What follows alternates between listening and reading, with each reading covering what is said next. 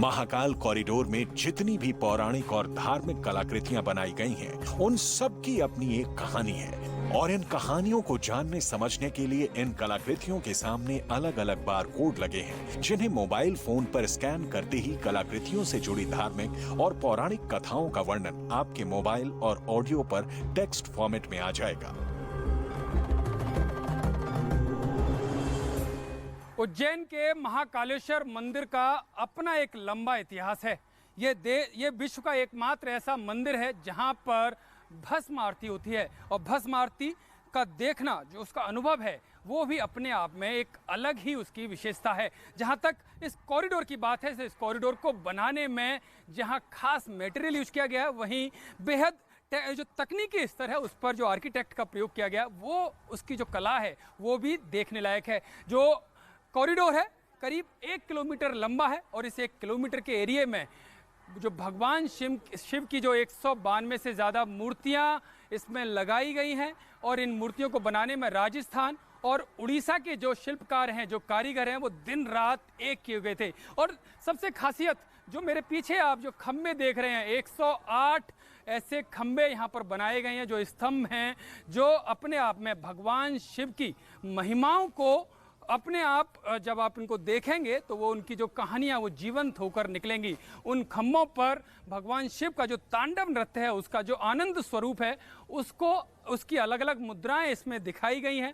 भगवान शिव के जीवन से जुड़ी हुई जो भित्तियाँ इस पर उकेरी गई हैं और 108 खम्भे इस बात के लिए भी मायने रखते हैं, क्योंकि जो सनातन धर्म है उसमें 108 जो मालाओं के जो मनके होते हैं, उनकी संख्या भी 108 होती है और जब उनको गिना जाता है, जो एक पूजा पद्धति है, वो भी 108 बार उसका जप करना होता है। ये आप जो सामने देख रहे हैं वो समुद्र मंथन, यानी कि भगवान शिव से जुड़ी हुई जो सुनी और अनसुनी जो गाथाएं, जो हमने कुछ सुनी है, कुछ अनसुनी है, जो ज्ञान को वर्धन करने का काम करेंगे। इस तरह से उन मूर्तियों को यहाँ पर बनाया गया है, स्टैच्यू बनाए गए हैं और बड़े विशाल स्तर पर बनाए गए हैं। जो भगवान शंकर को जो नीलकंठ कहा जाता था, तो वो क्यों है उसके बारे में जानकारी है। बारकोड, सबसे बड़ी बात, जो भी स्टैच्यू यहाँ पर भगवान शंकर को लेकर बनाए गए हैं, उनका बारकोड उस पर है, जो आप स्कैन करेंगे तो सब कुछ वहाँ पर मिलेगा।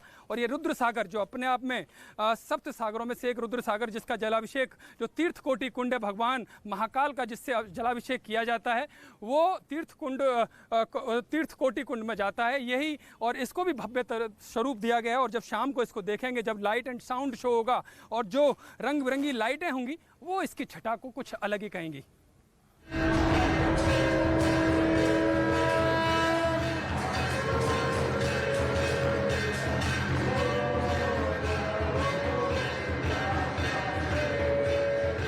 न पुण्यम न पापम न सौख्यम, न दुखम न मंत्र, न तीर्थ न वेदो न यज्ञ, अहम भोजनम नैव भोज्यम न भोक्ता, चिदानंद रूप शिवोम शिवोम।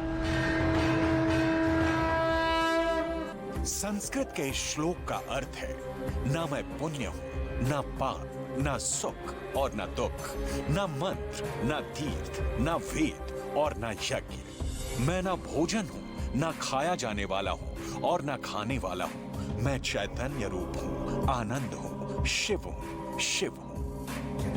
संसार के भय को नष्ट करने वाला ये शिव का श्लोक है, जिसके हर शब्द में शिव के रूप और शिव के स्वरूप का वर्णन है। शिव का ऐसा ही एक स्वरूप है उज्जैन के महाकाल मंदिर में, 12 ज्योतिर्लिंगों में से एक महाकाल ज्योतिर्लिंग। दुनिया में महाकाल मंदिर ही एकमात्र ऐसा मंदिर है जहां शिव की भस्म आरती होती है। शिव का ये रूप सिर्फ और सिर्फ महाकाल की नगरी उज्जैन में ही दिखता है। देखिए महाकाल का श्रृंगार, सबसे पहले महाकाल की महिमा को समझते हैं। देखिए 5 बार दिन में आरती होती है। 5 बार जब आरती होती है तो 5 बार ही महाकाल का अनोखा नया खास श्रृंगार होता है। महाकाल के श्रृंगार को देखिए, कितनी तल्लीनता से महाकाल का श्रृंगार महाकाल के इस मंदिर में किया जाता है। महाकाल के गर्भगृह में ये न्यूज़ 18 इंडिया आपको दिखा रहा है महाकाल का श्रृंगार, क्योंकि ये श्रृंगार होने के बाद भोग लगाया जाएगा। भोग लगाने के बाद जो सुबह सुबह की आरती होगी, जिसमें बड़ी तादाद में मतलब दूसरे प्रदेशों से भी लोग आते हैं। उज्जैन के जो रहने वाले स्थानीय लोग हैं वो रोज आकर इस आरती में भाग लेते हैं। पौराणिक मान्यता है कि दूषण नामक असुर से मानव जाति की रक्षा के लिए ही महाकाल प्रकट हुए थे। असुर के वध के बाद भक्तों की प्रार्थना पर शिव ज्योतिर्लिंग के रूप में उज्जैन की नगरी में विराजमान हुए और तब से उज्जैन में महाकाल की पूजा होती आ रही है। प्रातः काल में भस्म आरती में श्रृंगार होता है, उसमें भांग श्रृंगार और भस्म श्रृंगार होता है। उसके बाद 7 बजे जो आरती होता है, इसमें भगवान को दही चावल का भोग लगता है और इसमें चंदन का श्रृंगार होता है। उसके बाद 10 बजे श्रृंगार होता है बाबा को और आरती होता है और भगवान को पूर्ण भोग लगता है।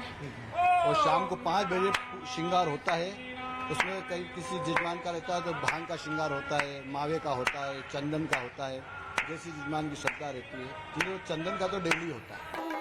प्रधानमंत्री नरेंद्र मोदी महाकाल कॉरिडोर का लोकार्पण अमृत सिद्धि योग में करेंगे 11 अक्टूबर यानी मंगलवार की शाम 6:30 बजे।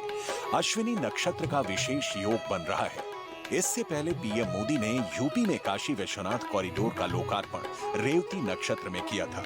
अयोध्या में राम मंदिर का भूमि पूजन भी अभिजीत मुहूर्त में हुआ था। वैसे क्षेत्रफल की बात करें तो उज्जैन का महाकाल कॉरिडोर काशी कॉरिडोर से करीब 4 गुना बड़ा है। उज्जैन का महाकाल कॉरिडोर 20.23 हेक्टेयर में फैला है, जबकि काशी का कॉरिडोर 5 हेक्टेयर में बना है। उज्जैन के महाकाल कॉरिडोर की लंबाई 900 मीटर है, जबकि काशी कॉरिडोर की लंबाई 300 मीटर है। उज्जैन महाकाल कॉरिडोर को बनाने में अनुमानित लागत 750 करोड़ की है, जबकि काशी कॉरिडोर 800 करोड़ की लागत से तैयार हुआ है। महाकाल कॉरिडोर का जुड़ाव शिप्रा नदी से हुआ है, जबकि काशी के कॉरिडोर का जुड़ाव गंगा नदी से हुआ है। शिव गाथा ही शिव के इस महाकाल कॉरिडोर की खासियत है। और यहाँ जब तक आप रहते हैं, जहाँ आप नजर डालते हैं, हर जगह शिव ही शिव नजर आते हैं, अलग अलग रूप में।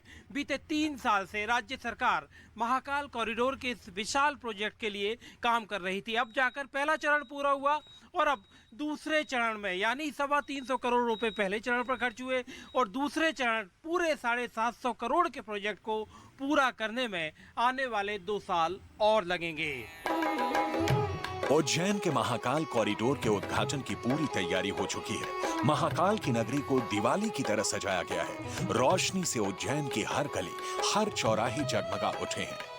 माहौल देव दीपावली जैसा नजर आ रहा है और अब इंतजार उस घड़ी का है जब प्रधानमंत्री मोदी विधिवत रूप से महाकाल के महालोक का उद्घाटन करेंगे।